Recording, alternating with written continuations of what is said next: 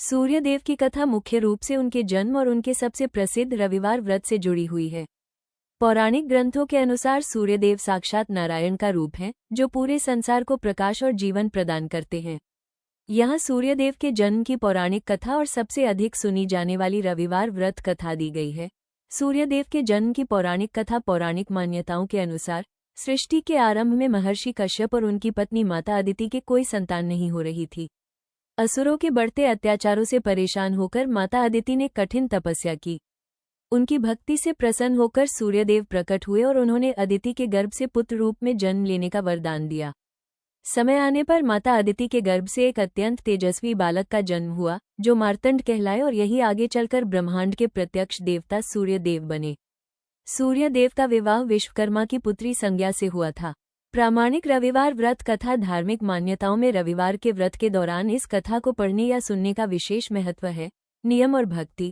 प्राचीन काल में एक बूढ़ी औरत रहती थी। वह अत्यंत नियमपूर्वक हर रविवार को सूर्योदय से पहले उठकर स्नान करती थी। इसके बाद वो अपने आंगन को गाय के गोबर से लीपकर स्वच्छ करती, सूर्यदेव की पूजा करती और कथा सुनकर एक समय भोजन ग्रहण करती थी। इस भक्ति के कारण उसका घर धन धान्य से भरा हुआ था। पड़ोसन की ईर्ष्या। वो बुढ़िया अपनी पड़ोसन की गाय का गोबर लाती थी। ये देखकर पड़ोसन को उससे जलन होने लगी। ईर्ष्या के कारण एक दिन पड़ोसन ने अपनी गाय को घर के अंदर बांध दिया, ताकि बुढ़िया को गोबर न मिल सके। भूखी सोई बुढ़िया। रविवार के दिन गोबर न मिलने के कारण बुढ़िया अपना आंगन नहीं लीप सकी।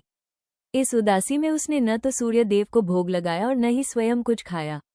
वो भूखे प्यासे ही सो गई। सूर्यदेव की कृपा। रात में सूर्यदेव ने बुढ़िया को स्वप्न में दर्शन दिए और उसकी भूखे रहने का कारण पूछा। बुढ़िया ने पूरी बात बताई।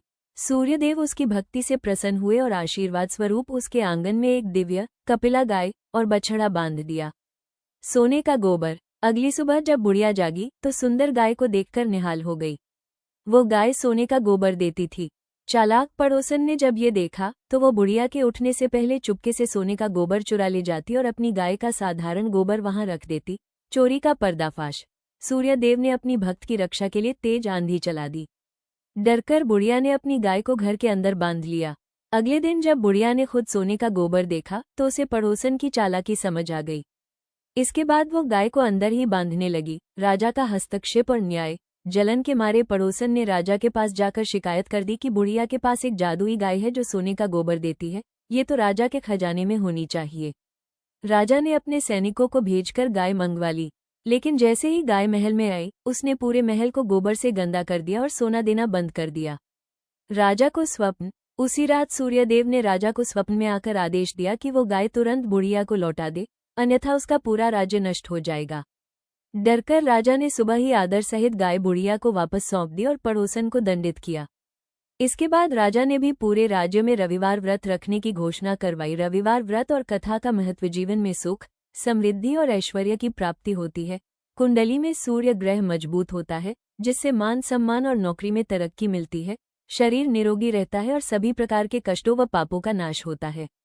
यदि आप इस कथा के बारे में कुछ और जानना चाहते हैं तो कृपया बताएं। क्या आप सूर्यदेव के मंत्र और अर्घ्य देने की विधि जानना चाहते हैं? क्या आप सूर्यदेव के रथ और उनके 7 गुणों के रहस्य के बारे में जानना चाहते हैं? तो कमेंट बॉक्स में अपने प्रश्न लिखें और जय सूर्यदेव लिखें।